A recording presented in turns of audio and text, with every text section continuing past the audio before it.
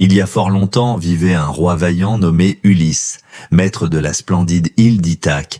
Un jour, il accourut à toute vitesse jusqu'à sa demeure, juste à temps pour assister son épouse, la noble Pénélope, qui s'apprêtait à donner la vie. Leur joie fut immense lorsqu'un fils vint au monde, ils le nommèrent Télémaque. Ulysse était submergé de bonheur, mais ce moment de paix fut de courte durée. Peu après, deux souverains puissants, Agamemnon et Ménélas, se rendirent à Ithaque pour le supplier de rejoindre une grande expédition militaire contre une cité redoutable.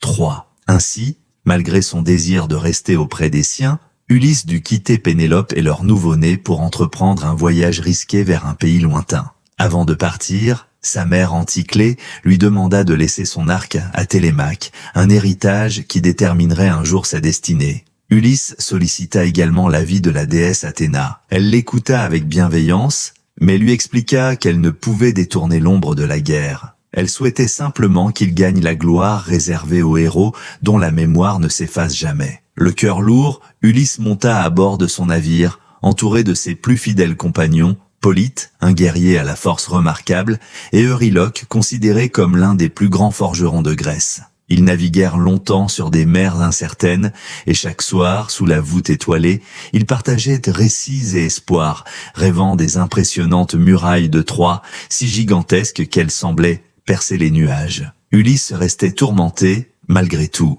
C'est alors qu'Athéna lui apparut de nouveau pour lui rappeler que, même si les dangers étaient innombrables, il avait l'esprit d'un véritable héros. Ces hommes lui restaient dévoués non seulement par devoir, mais parce qu'ils avaient une profonde confiance en lui. Après de nombreux jours en mer, l'armée grecque atteignit enfin les rivages de Troie, sans se douter que cette guerre deviendrait l'une des plus célèbres de toute l'Antiquité. Le conflit durait depuis longtemps. Les héros tombaient les uns après les autres, et les dieux, depuis l'Olympe, observaient les combats sans révéler clairement à qui irait leur soutien. Dans ce chaos, le noble Hector, le plus valeureux des Troyens, défia le redouté Achille considéré comme invincible. Hector se battit avec honneur, mais Achille, plus rapide et plus fort, le vainquit sans difficulté.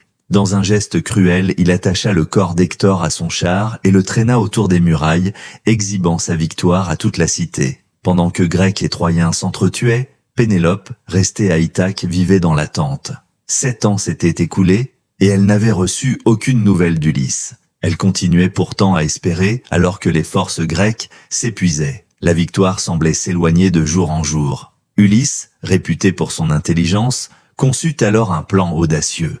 Il fit construire un gigantesque cheval de bois dans lequel se cachèrent les plus braves guerriers. Trompés par ce faux cadeau, les Troyens introduisirent la statue au cœur de la ville et célébrèrent leur prétendue victoire. La nuit venue, les Grecs sortirent discrètement du cheval, ouvrirent les portes et permirent à leur armée d'envahir la ville endormie. Grâce à cette ruse géniale, Troie tomba. Ulysse, grisé par le triomphe, se laissa gagner par l'orgueil. Il s'attribua tout le mérite, ignorant que Poséidon lui-même avait discrètement aidé les Grecs en éliminant le prêtre troyen qui avait découvert la supercherie. Offensé par l'arrogance d'Ulysse, Poséidon lança une terrible malédiction. Son voyage de retour serait chaotique, long et semé de périls. À Ithaque, Télémaque grandissait sous l'œil bienveillant de Pénélope et l'éducation stricte de sa grand-mère Anticlée, qui redoutait en silence que son fils ait péri loin de chez lui. Durant le retour, la colère de Poséidon se manifesta. Une épaisse brume perdit Ulysse en pleine mer, l'isolant du reste de la flotte grecque.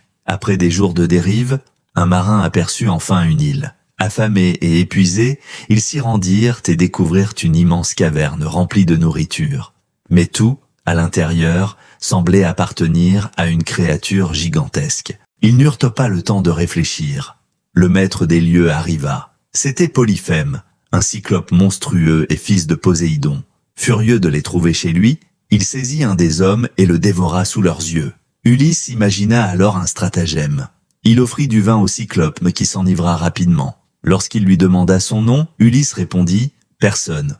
Une fois le géant endormi, les Grecs lui brûlèrent l'œil avec une lourde pique. Aveuglé, Polyphème ouvrit l'entrée, permettant aux hommes d'Ulysse de s'enfuir. Mais alors qu'il s'éloignait en mer, Ulysse commit une faute grave. Il révéla son véritable nom au cyclope. Fou de rage, Polyphème implora Poséidon de le punir. La mer devint alors leur ennemi. Les marins errèrent longtemps avant de parvenir à l'île d'Éole, le maître des vents.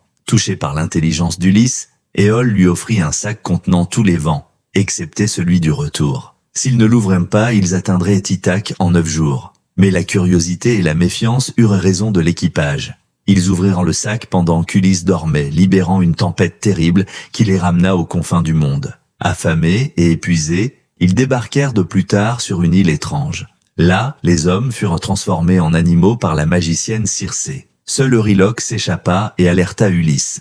En chemin, ce dernier rencontra Hermès qui lui donna une herbe magique, le moly, pour contrer les sortilèges de Circé. Grâce à elle, Ulysse résista à ses enchantements. Impressionné, Circé libéra ses hommes et accueillit le groupe dans son palais. Cependant, le temps s'écoulait différemment dans ce monde. Ce qui sembla 5 jours à Ulysse équivalait en réalité à 5 années. Lorsqu'il comprit cela, il fut bouleversé.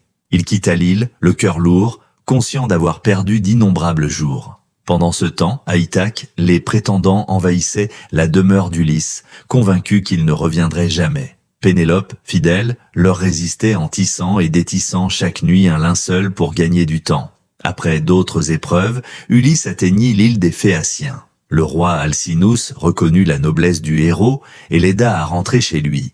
À Ithaque enfin, Ulysse se rendit chez Eumée, son fidèle porcher. Peu après, Télémaque, revenu de Sparte, retrouva son père sans le reconnaître immédiatement, car Athéna l'avait métamorphosé en vieil homme. L'heure de la vengeance approchait. Sous l'apparence d'un mendiant, Ulysse étudia ses ennemis et attendit le moment opportun. Avec l'aide d'Athéna, de Télémaque et de quelques fidèles, il élimina tous les prétendants qui avaient souillé son foyer. Pénélope, encore prudente, le mit à l'épreuve avant de reconnaître enfin son véritable époux. Ainsi, 20 années après son départ, Ulysse retrouva sa famille, son trône et sa paix. Son odyssée, marquée de souffrances, de magie, de combats et de gloire, prenait finalement fin.